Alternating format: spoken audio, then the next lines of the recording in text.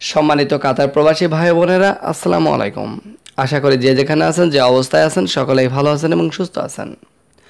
এই ভিডিওর মাধ্যমে আমি আলোচনা করতে যাচ্ছি বাংলাদেশ থেকে কাতারে গমনেচ্ছু অনেক প্রবাসীদের সাথে এমন কিছু অন্যায় অত্যাচার হয়েছে যার জন্য বাংলা মোটর অবরোধ করে বিক্ষোভ করেছে কাতারে গমনেচ্ছু প্রবাসীরা। এই সম্পর্কে এখন আমি বিস্তারিত আলোচনা করতে যাচ্ছি। তাই আপনি যদি একজন কাতার প্রবাসী হয়ে থাকেন বা কাতারে যার উদ্দেশ্য থেকে থাকে আপনার, তাহলে অবশ্যই ভিডিওটি সম্পূর্ণ দেখে বিস্তারিত তথ্যগুলো জেনে নেবেন, কারণ এই ভিডিওর মাধ্যমে আমি অত্যন্ত গুরুত্বপূর্ণ কিছু তথ্য আপনাদের দিতে যাচ্ছি। চলুন জেনে নেওয়া যাক আজকের সংবাদের বিস্তারিত।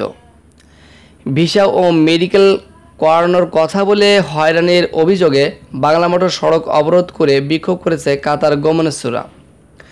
বৃহস্পতিবার 10 অক্টোবর বেলা 11:30টার সময় কাতার মেডিকেল সেন্টারের সামনে সড়ক অবরোধ করে বিক্ষোভ করেন তারা। মেডিকেল করাতে ভোলা থেকে গতকাল রাতে ঢাকায় এসেছেন সাজ্জাদ হোসেন।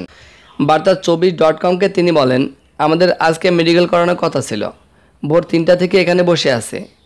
এখন সকালে অফিস খুলে আমাদের বলতেছে আজকে মেডিকেল হবে না, আগামী 19 তারিখ মেডিকেল হবে। একই অভিযোগে কাতারে যেতে ইচ্ছুক পটুয়াখালী থেকে আসা আমির হোসেনের। বার্তা24কে তিনি বলেন, 15 দিন আগে আমাকে জানানো হয়েছে যে আজ 10 তারিখে আমাদের মেডিকেল হবে, কিন্তু আজকে আসার পর তারা বলে আগামী 19 তারিখ মেডিকেল হবে। আমির হোসেনের অভিযোগ, ঢাকায় আমাদের অনেকের থাকার জায়গা নেই, এত দূর থেকে এসে এখন বলতেছে আজকে মেডিকেল হবে না, আমাদের ক্ষতিপূরণ কে দেবে? আমির হোসেন ও সাজ্জাদ হোসেনের মতো এমন শতাধিক কাতার গমনেচ্ছু লোকের মেডিকেলের কথা ছিল আজ, কিন্তু হঠাৎ সকালে তাদের জানানো হয় আজকে মেডিকেল হবে না। এতে সবাই ক্ষোভে বাংলা মোটর সড়ক অবরোধ করেছে। বাংলা মোটর রূপায়ণ টাওয়ারে অবস্থিত কাতার মেডিকেল সেন্টারে কথা বলতে গেলে ভেতরে প্রবেশ করতে দেয়নি নিরাপত্তা রক্ষীরা।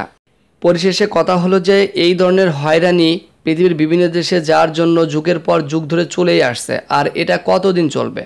যদি কর্তৃপক্ষ এই বিষয় নিয়ে হস্তক্ষেপ করে তাহলে দেখা যায় এই সকল হয়রানিমূলক কার্যক্রম কমতে পারে।